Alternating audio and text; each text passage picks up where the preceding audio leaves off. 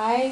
think like a tenured professor, since they have tenure at the university level, should have some kind of grasp about what they're teaching and what they know, and they should have some kind of structure, know how to teach the class, know what kind of kinks they might come across and how to fix those. Then, which makes it easier for students to retain information and easier for them to teach the class. Whereas like a non-tenured track professor is probably a little newer at the teaching experience than a tenured track professor,